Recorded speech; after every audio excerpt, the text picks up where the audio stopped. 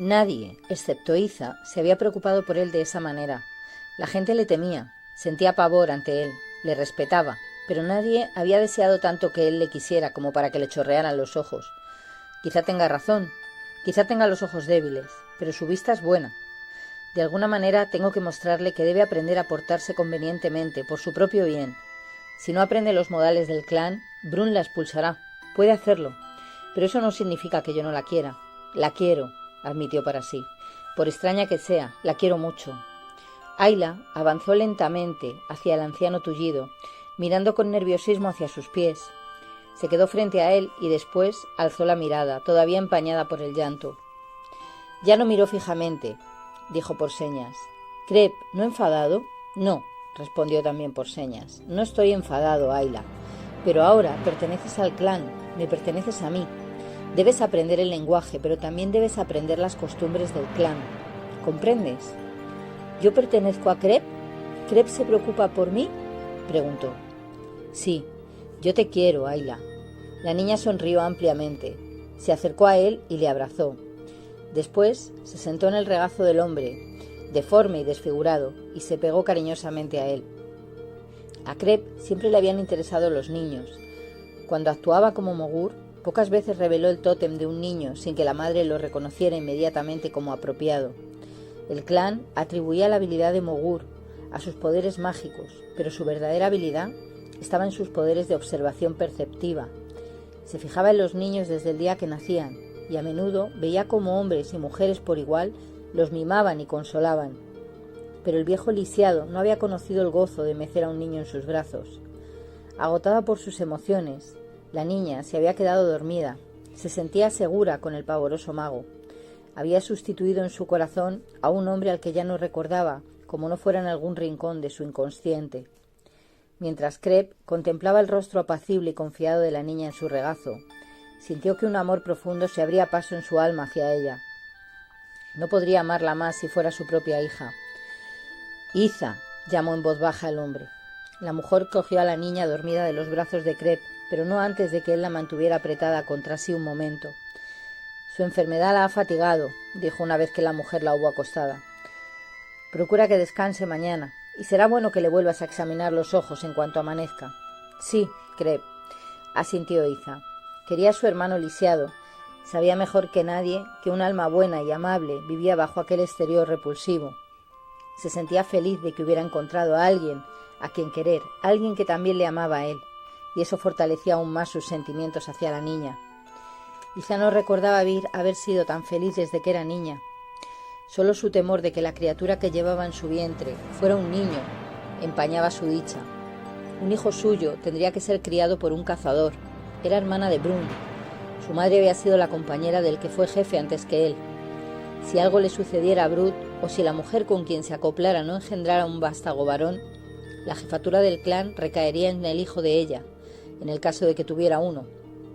Brun se vería obligado a entregarla a ella y al niño a uno de los cazadores, o a quedarse con ella. Todos los días rogaba a su tótem que hiciera de la criatura que no había nacido aún una hija, pero no podía liberarse de su preocupación.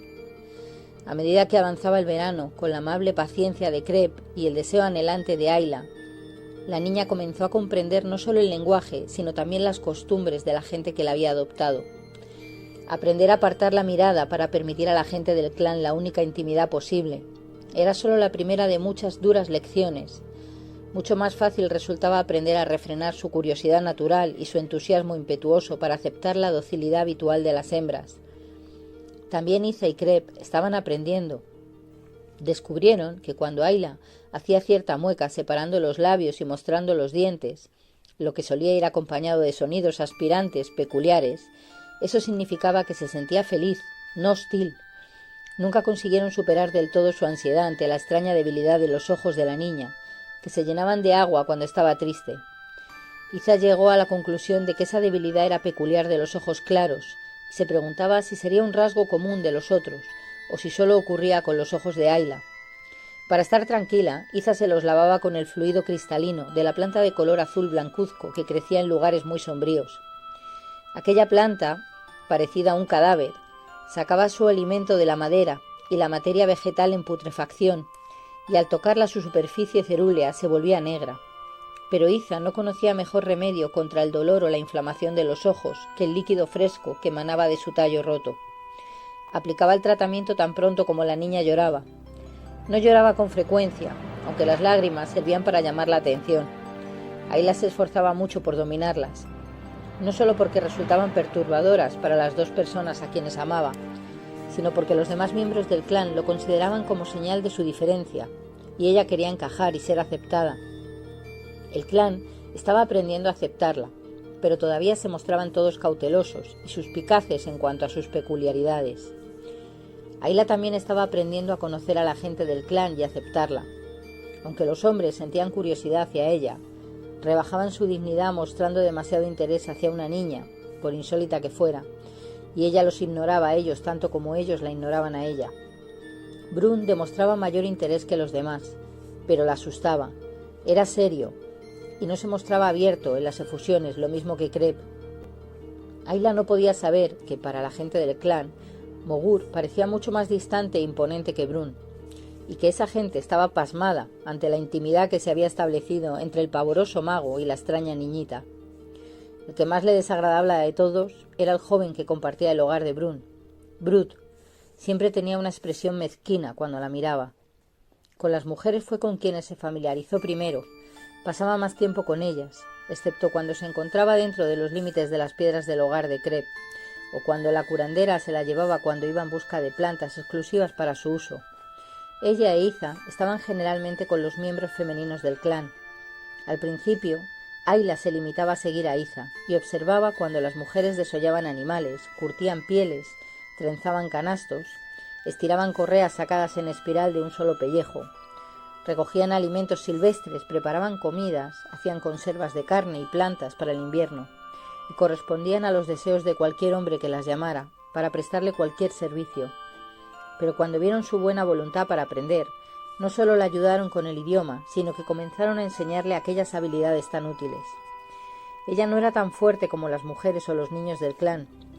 Su estructura más delgada no podía aguantar lo que la poderosa musculatura de la gente del clan, de huesos tan pesados, pero era asombrosamente diestra y flexible.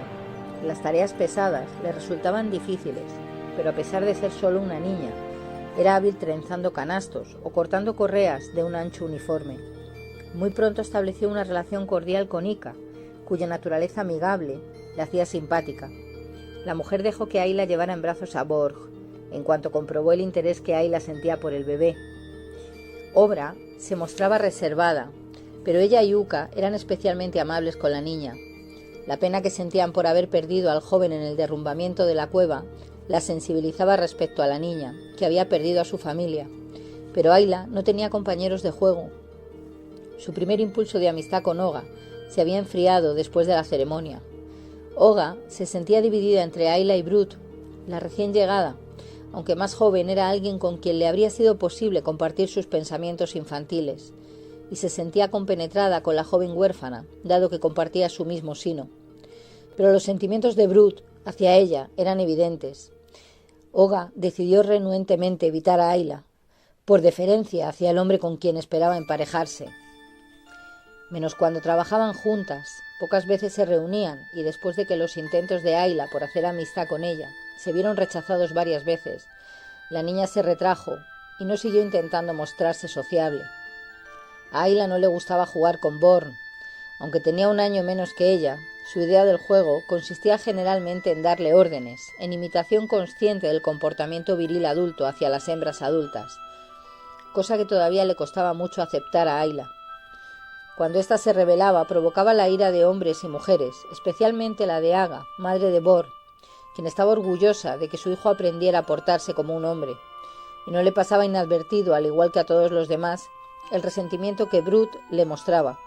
Algún día Brut sería jefe, y si su hijo seguía disfrutando de su valimiento, podría ser escogido como segundo al mando. Aga aprovechaba cualquier oportunidad para promover a su hijo, hasta el punto de atormentar a Ayla cuando Brut andaba cerca. Si veía juntos a Bor y Ayla cuando Brut andaba cerca, apartaba rápidamente a su hijo. La capacidad de Ayla para comunicarse mejoraba rápidamente, en especial con ayuda de las mujeres, pero un símbolo en particular lo aprendió por su propia observación, Seguía observando a los demás. No había aprendido todavía a cerrar su mente a lo que la rodeaba, si bien lo hacía de forma menos evidente. Una tarde estaba viendo a Ika jugar con Borg. Ika hizo una señal a su hijo y la repitió varias veces. Cuando los movimientos que el niño hacía al azar parecieron imitar el gesto, la madre llamó la atención de las otras mujeres y alabó a su hijo. Más tarde vio Ayla que Borg corría hacia Aga y la saludaba con el mismo gesto. También Obra hacía aquel gesto al iniciar una conversación con Uka. Aquella noche se acercó tímidamente a Iza. Cuando la mujer alzó la mirada, Ayla hizo la señal con la mano. Los ojos de Iza expresaron una inmensa sorpresa. «Crep», dijo, «¿cuándo le has enseñado a llamarme madre?» «No se lo he enseñado yo, Iza», respondió Crep. «Lo habrá aprendido sola». Iza se volvió hacia la niña. «¿Lo has aprendido tú sola?», preguntó. «Sí, madre», expresó Ayla con el mismo símbolo. No estaba muy segura de lo que significaba la señal, pero tenía una idea. Sabía que la usaban los niños con las mujeres que les atendían. Aunque su memoria había bloqueado el recuerdo de su propia madre, su corazón no lo había olvidado. Iza había sustituido a aquella mujer a la que Ayla amó y perdió. La mujer que había vivido sin hijos durante tanto tiempo sintió una profunda emoción. «Mi hija», expresó con uno de sus pocos abrazos espontáneos. «Mi niña». Desde el principio supe que era mi hija, Crep.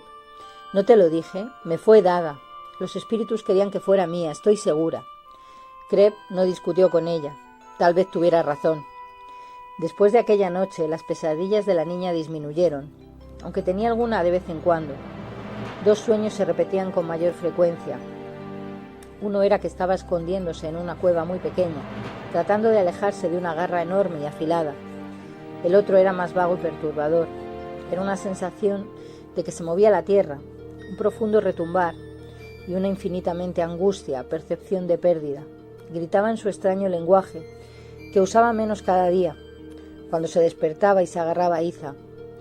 Al principio, cuando se incorporó a ellos, a veces se ponía a hablar en su idioma sin darse cuenta, pero a medida que aprendió a comunicarse más a la manera del clan, solo hablaba ya en sueños. Al cabo de algún tiempo, ni siquiera en sueños, pero nunca despertó de la tremenda pesadilla, cuando se movía la tierra, sin una sensación de absoluto abandono. El corto y cálido verano llegó a su fin, y las ligeras heladas matutinas del otoño enfriaban el aire y coloreaban con un destello escarlata y ambarino muy vivo el verdor de la selva. Algunas nevadas prematuras, derretidas por fuertes lluvias de temporada que arrebataban a los árboles sus mantos llenos de colorido, anunciaban el frío que se avecinaba. Más adelante, cuando solo unas cuantas hojas tenaces se aferraban a las ramas peladas de los árboles y arbustos, un breve interludio de brillante sol recordó finalmente el color estival, antes de que los rudos vientos y el frío intenso cerraran la posibilidad de llevar a cabo muchas actividades al aire libre.